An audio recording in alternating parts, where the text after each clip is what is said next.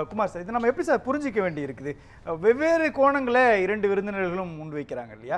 இதில் உண்மையிலேயே தாவேக்கா ஆட்சியை கவிழ்க்கணும் அல்லதுக்கான சதி திட்டத்துக்கான வாய்ப்பு இருக்குதா, முகாந்திரம் இருக்குதா? நான் கடவுளுக்கு பொதுவாக பேசுகிறேன்.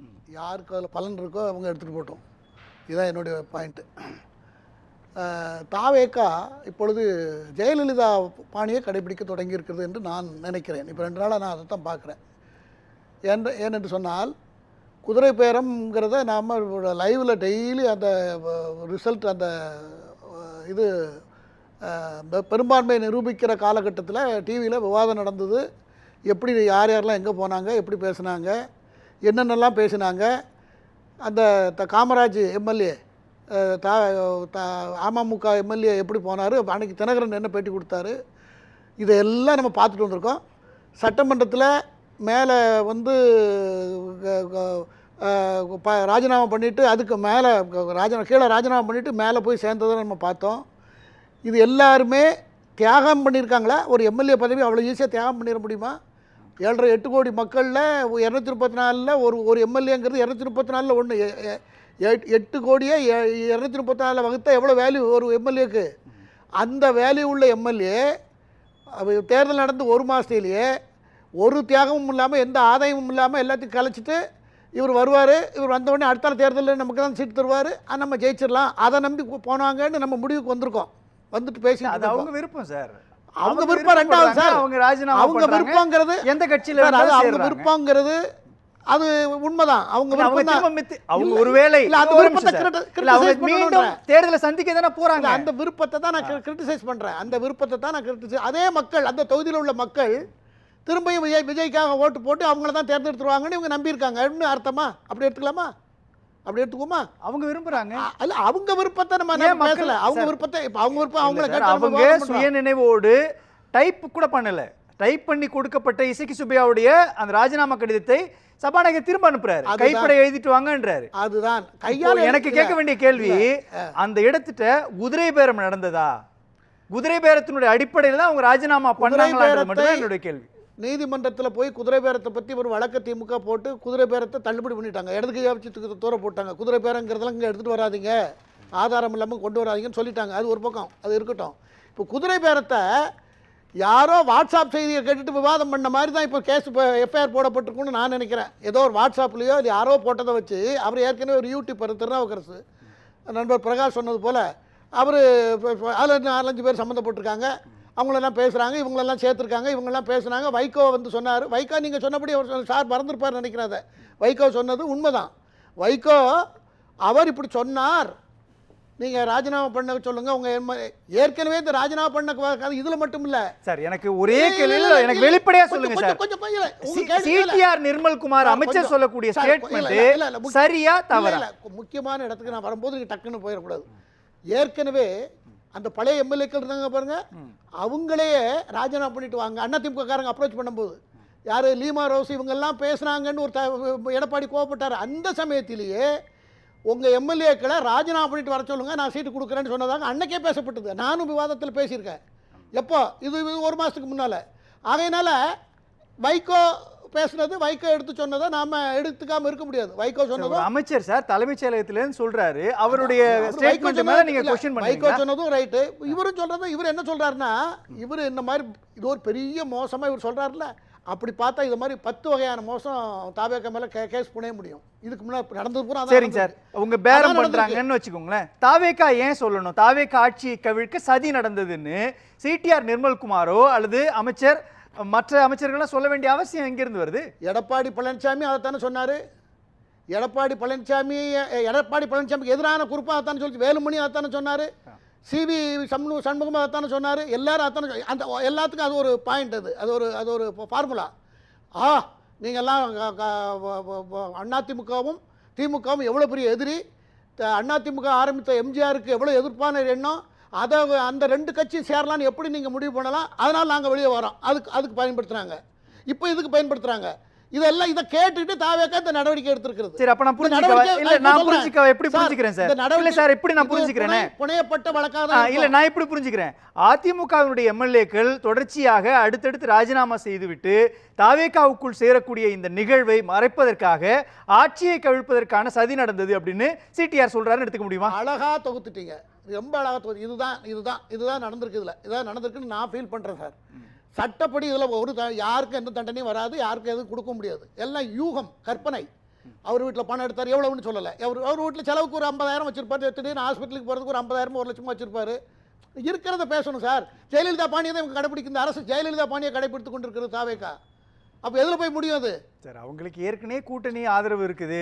இன்னைக்கு கூட கூட்டணியை வலுப்படுத்தணும், பேர் வைக்கணும்ன்ற இடத்துல நடந்துருக்காங்க.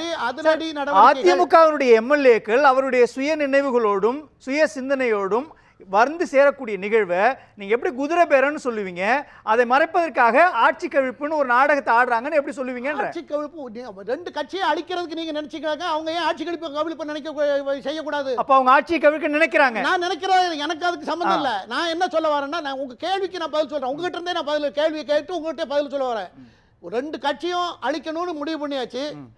யாரு? தாவேக்காவை நான் சொல்றேன். ரெண்டு கட்சியும் அழிக்கணும்னு முடிவு பண்ணியாச்சு. இவங்க சொல்றாங்க, இவங்க எப்போதுமே ஒரு புனைக்கதை வச்சிருப்பாங்க. பிரகாஷ் சார் போன்றவர்கள், திமுகவை ஆதரிக்கிறவர்கள் ஒரு கதையை வச்சு, உண்மைக்கும் அதுக்கு சம்பந்தமே இருக்காது. பிஜேபி சொல்லிச்சு, கடைசியில் கனெக்ட் பண்ணுவாங்க. டிரான்ஸ்ஃபார்மர் அங்கே இருக்குன்னு சொல்லுவாங்க. நான் அதை மட்டும் எடுத்துட்டு சொல்றேன். தாவேக்கா இந்த ரெண்டு கட்சிகளையும் தேர்தல் பிரச்சாரத்துக்கு முன்னே என்ன சொன்னது? எங்களுக்கும் திமுகவுக்கும் தான் எதிரி. அண்ணா திமுக அதெல்லாம் அதை பேசவே இல்லை. பேசுறது கூட மற்றும் பலர்ல சேர்த்தாங்க. அது இன்னும் சொன்னா திருச்சியில் வேற மாதிரி சொன்னார். திருச்சியில் சொன்னது வேற மாதிரி சொன்னார். அது கொஞ்சம் அசிங்கமா இந்த பொதுவில் வெளியில் சொல்ல வேண்டாம். அது அப்படி சொன்னார் விஜய். சபையில சொல்ல முடியாத வார்த்தை சொன்னாங்க. தீர்ந்து போன கட்சின்னு சொன்னாருங்க. அது என்னங்க சபையில சொல்ல? எனக்கு அந்த வார்த்தை இன்னும் வரல. அந்த வார்த்தை வராதே. நீங்க சபையில சொல்ல முடியாத அதை ரொம்ப அழகா சொன்னார். யாரோ சொன்னார், ரொம்ப அழகா சொன்னாங்க அதை. ஆக நான் பாண்டே சொன்னார் ஒரு இதுல, நான் கேட்டேன். எனக்கு இல்ல சார், எனக்கு அதெல்லாம் வேணாம் சார். நான் கேட்கிற ஒரே கேள்விதான் சார். தாவேக்கா ஆட்சியை கவிழ்க்க சதி நடந்ததுன்னு ஒரு வார்த்தையை சொல்றாருல்ல, இதுக்கான பொலிட்டிக்கல் லாஜிக்கலான ரீசன் என்ன சார்? அது கூட அனுமதிக்கப்பட்டது தான். குதிரை பேரம் மட்டும் அனுமதிக்கலையா சொல்லல சார். இல்ல சார், அந்த ஸ்டேட்மெண்டோட பின்னணி என்னன்னு கேக்குறேன் சார். கோட்பாட்டின்படி, ஜனநாயக கோட்பாட்டின்படி ஒரு ரெண்டு கட்சிகள் பல தப்புகளை பண்ணியிருக்காங்க. அரசியல் கட்சிகள் என்னென்ன தப்பு பண்ணியிருக்கோ அதெல்லாம் விட 2 மடங்கு ஜாஸ்தியாக பண்ணியிருக்காங்க ரெண்டு கட்சிகளும். இது பொதுவான ஸ்டேட்மெண்ட். அந்த கட்சிகளை ஒழிக்கிறதுக்கு இவர் நான் ஒழிச்சிருவேன்னு சொன்னார். இவருக்கு மக்கள் ஓட்டு போட்டாங்க. எல்லாரும் விட 65% மக்கள் இவருக்கு ஓட்டு போடலை. 35% ஓட்டு போட்டு இவர் வந்துட்டார். அப்பவும் வரதுக்கு அவர்கிட்ட வாய்ப்பு இல்லை. எல்லா வீட்டுக்கும் போனார், எல்லா தலைவர் வீட்டுக்கும் போனார், எல்லாத்துட்டையும் ஆதரவு திரட்டினார். கம்யூனிஸ்ட் கொடுத்தாங்க, கூட இருந்த மற்ற திருமாவளவன் கொடுத்தார், எல்லா கட்சிகளும் கொடுத்தாங்க. இன்னைக்கு கவர்மெண்ட் உட்கார்ந்துட்டு இருக்கு. இதுல எல்லாரும் எப்படி போனாங்க?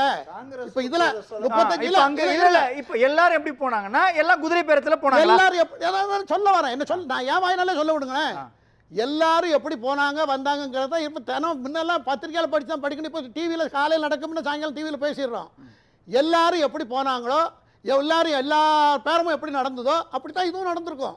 அதுக்கு ஜனநாயகத்தில் அனுமதிக்கப்பட்டது. அது ஒரு கட்சியை குதிரை பேர லஞ்சம் கொடுக்கறத நான் சொல்லல. அது நீங்களாக அது மற்ற கருத்துக்கள் எல்லாமே, எல்லா கருத்துக்கள் எல்லாமே அது பரிமாறக்கூடியதுதான். ஏன்னா குதிரை பேரம் துட்டு கொடுத்ததை பற்றிலாம் நான் பேசலை. அது எப்படி நடந்தோ அது இப்படி அதை பற்றியும் பேசியிருப்பாங்க. இதில் என்ன இருக்குது? அவங்க மேலே கேஸை போட்டு இவங்க பவர் இருக்குன்னு அவங்க மேலே கேஸ் போடுறாங்க. திமுகவை பற்றி நான் தூக்கி வச்சு பேசணுங்கிற அவசியம் இல்லை. நான் இருக்கிறத சொல்லணுங்கிறதுக்காக சொல்கிறேன். பப்ளிக்கிட்ட பேசும்போது என்னடா இப்படி போய் இருக்குது அப்படின்னு சொன்னால் நான் அதை உண்மைக்கு துரோகம் பண்ண நான் விரும்பலை. அவங்க என்ன பண்ணாங்களோ அவங்க பண்ணதுல 10ல் 1 மடங்கு தப்ப இவங்களும் பண்ணிருப்பாங்க, பேசியிருப்பாங்க. அப்போ திமுக கூட்டணியில் இருந்த கட்சிகளை தாவேக்கா தன் பக்கம் கொண்டு வரதுக்காக குதிரை பேர் நடத்தி இருக்குது. இரண்டாவது பேரத்துக்கு எனக்கு சம்பந்தம் இல்ல. நீங்க அந்த புள்ளி தான் சொல்றீங்க. நான் சொன்னத நீங்க எப்படி சொல்லுவீங்க? பொலிட்டிக்கல் அலையன்ஸ், போஸ்ட் போல் அலையன்ஸ். இல்ல அது போஸ்ட் போல் அலையன்ஸ்ன்ற குதிரை பேரன் சொல்லவே இல்ல சார். நான் கேக்குறேன். இல்ல சார், நான் நீங்க ஓபனா சொல்லுங்களேன்.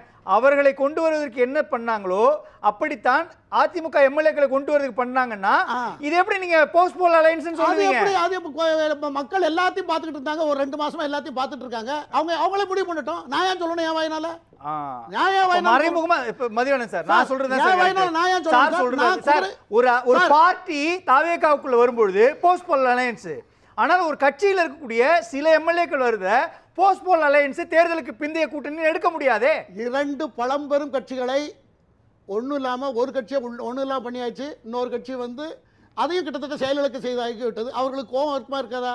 நாம் 2 பேரும் நான் புதுசாக நம்ம 2 பேரும் நீ கொஞ்ச நாள் இரு நான் கொஞ்ச நாள் இருக்கேன் டேர்ம்ஸை நம்ம பார்த்துக்கலான்னு சொல்லிட்டு இருந்தாங்க. இப்போ 2 பேருக்கு இல்லாமல் இந்த ஆள் வருவார்னே யாரும் நினைக்கல. இந்த கட்சி ஆட்சிக்கு வரும்னு யாரும் நம்பலை, நினைக்கல. அவங்க எதிரியாகவே பார்க்கல. ஆனால் வந்தாகி விட்டது. வந்ததுக்கு பிறகு அதை ஒழிச்சு கட்டுறதுக்கு என்ன வழின்னு அவங்க யோசிப்பாங்களா இல்லையா? ஏன் நீங்கள் அதை மட்டும் தப்புன்னு சொல்கிறீங்க? இதெல்லாம் இவங்க அவங்கள ஓச்சு கட்டுறதுக்கும் அவங்க இவங்கள ஓச்சு கட்டுறதும் அனுமதிக்கப்பட்டது தான். அப்படி தான் நான் சொல்கிறேன். பேசலாம். பணம் லஞ்சம் கொடுத்ததாக அதில் எனக்கு சம்பந்தம் இல்லை, அது எனக்கு தெரியாது. ஒழிக்கணும், என்ன ஆயுதங்கள் வேணா பயன்படுத்திப்பாங்க. In war and love everything is fair என்றார். அவ்வளவுதான். ஒன்லி வெற்றி தான் இலக்கு. குமார், தேர்தல் சமயத்தில் தேர்தலுக்கு முன்னே திரு விஜய் அவர்கள் பிரச்சாரத்தில் சொன்ன விஷயம் அதிமுக ஒன்றுமே இல்லைங்கிறது மாதிரி சொன்ன, ஒன்றும் இல்லை துரும்பு மாதிரி கூட அப்படி தான் பயன்படுத்தினார். அந்த கட்சி கூட தான் பாஜக கூட்டணி. அந்த எலெக்ஷனுக்கு பிறகு திமுக என்னெல்லாம் செய்துக்கிட்டு இருந்தோ, கடந்த காலம் மத்திய அரசை எதிர்த்து என்னென்னலாம் பேசிச்சதோ, ஒன்றிய அரசுன்னுது. அதுக்கப்புறம் நாங்கள் மும்மொழி கொள்கை நாங்கள் இன்னும் எதிர்த்து 100 வருஷத்துக்கு முன்னே என்ன வில் பாட்டு பாடணுமோ அதையே தான் இன்னும் பாடணும். நாங்களும் பாடிக்கிட்டு இருக்கோம். மக்கள் எங்களுக்கு அதுக்கு தான் ஓட்டு போட்டாங்க. விஜயும் அதைத்தான் செய்யணும்னு எதிர்பார்த்தாங்க. அவர் அதை வந்து அவர் இன்னும் முடிவெடுக்கலை. அது ஒரு பக்கம் இருக்குது. 2வது மத்திய அரசோட கோஆப்ரேட்டிவ் இணக்கம். ஆமாம், கோஆப்ரேட்டிவ் ஒரு செட்டப்பில் தான் நம்ம மத்திய அரசோட இணக்கமாக போகணும். அப்படி போனால் மட்டும்தான் நமக்கு எல்லா சலுகைகளும் கிடைக்கும், நம்ம மக்கள்கிட்ட கொடுத்த வாக்குறுதியை நிறைவேற்ற முடியும் என்கிறத சரியாக கணித்து சரியாக செயல்பட்டு கொண்டிருக்கிறார். அதான் அதிமுகன்றாங்க. அதை இவங்களுக்கு எப்போதுமே என்ன, தன் வீட்டில் சாப்பாடு நல்லா இருந்தால் பிடிக்காது, எதிர் வீட்டில் என்ன எப்படி கொடுத்தாலும் அது டேஸ்ட் இவங்களுக்கு. ஆகையினால இவங்க இல்ல ஒரு நிமிஷம் சார், ஒரு நிமிஷம் திமுகவும் அதிமுகவும் சேர்ந்து தாவேகாவை தோற்கடி சார். ஒரு நிமிஷம் சார், இதாச்சா மகாத்மா காந்தி வேலை திட்டம் டிஜிட்டல் முறையில் பழைய திருட்டுத்தனத்தெல்லாம் எடுத்துட்டு ஒழுங்கா கொடுத்துட்டு இருக்காங்க. கொடுக்கறதுக்கு அது நல்ல திட்டம், அதை பண்றாங்க. மற்றபடி மத்திய அரசு என்னென்னலாம் பிரைம் மினிஸ்டராக இருக்கட்டும், நிதியமைச்சராக இருக்கட்டும், தமிழ்நாட்டுக்கு எந்த நிலுவையிலும் இல்லைன்னு சொல்லிட்டாங்க சமீபத்தில் ஸ்டேட்மெண்ட். என்ன வேணாலும் செய்ய சொல்லியிருக்காங்க. ஏன்னா மத்திய அரசோட ஒத்துழைத்து போகிறதுனால இவர்கள் ஒரு சீட்டு தான் எடுத்திருக்கு. பாஜக இவ்வளவு பயப்படுறாங்க.